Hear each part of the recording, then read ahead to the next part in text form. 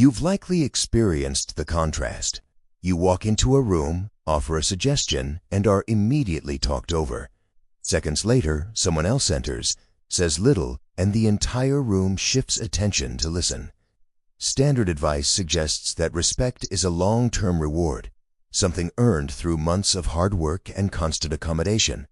But social dynamics often ignore this logic. Being nice or helpful does not automatically translate into being respected.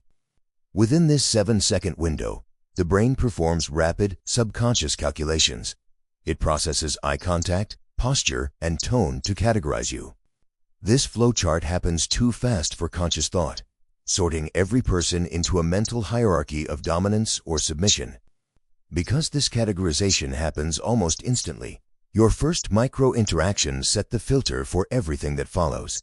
If the first 7 seconds signal a lack of self-assurance, the listener's brain will treat your later words as low-status information, regardless of how smart your arguments actually are. To influence that calculation, you have to manage your verbal output as a resource. Human psychology follows the economic law of scarcity. The more there is of something, the less it is valued. This applies directly to the words you speak. When you over-explain your ideas or rush to fill every moment with talk, you create an oversupply. Subconsciously, a listener perceives this as a search for validation, which flags you as having lower social status. By restricting your word count and being direct, you force your communication to become a high-value commodity. You aren't just being quiet. You are signaling that your words are a finite resource worth paying attention to. Controlling the words you speak is one part of the interaction, but the brain is also highly sensitive to the gaps between those words. Human beings generally find conversational voids deeply uncomfortable. If someone interrupts you, the most common response is to talk faster to fight for the floor. This reflexive rush to compete for attention signals that you are reacting to their lead, which the brain interprets as a submissive trait. A more effective response is to stop talking and maintain eye contact. Let the silence sit. This places the psychological pressure of that void back onto the person who interrupted you, reclaiming control of the pace without raising your voice. Regulating the supply of your speech is a foundational mechanic of verbal dominance. When you stop chasing the conversation and start making others work to hear you, you change the way the room perceives your authority. Beyond speech, respect is tied to how you protect your time. Defaulting to a yes for every request might feel helpful, but it signals that your time has no floor price. It tells others that your priorities are secondary to theirs. Setting a boundary involves a calm, unapologetic limit, like "I can't do that right now," delivered without a long list of excuses.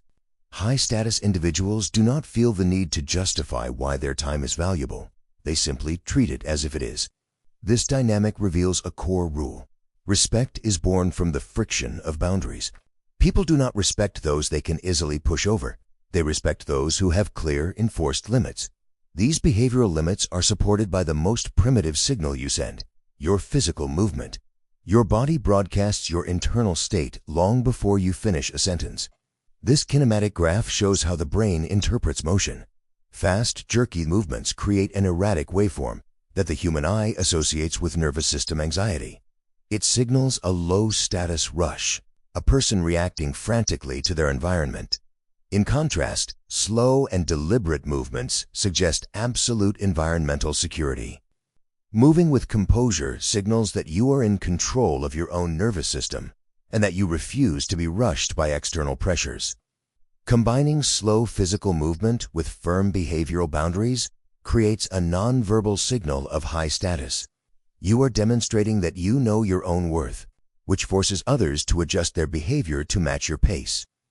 The core truth behind these tricks is that people do not offer respect as a reward for being pleasant. Respect is a response to observable self-valuation. Others will generally mirror the level of respect you show yourself. This is why people-pleasing often fails. By sacrificing boundaries and over-explaining your actions, you are signaling to others that your value is up for debate. You are effectively asking for permission to be respected. Adopting the mechanics of scarcity, the power of silence, and deliberate motion changes your internal state as much as your external image.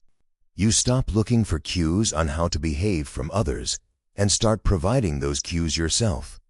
When you treat your presence as a guarded resource, the social dynamic shifts. Respect stops being a goal you have to chase and becomes the natural byproduct of how you carry yourself in the room.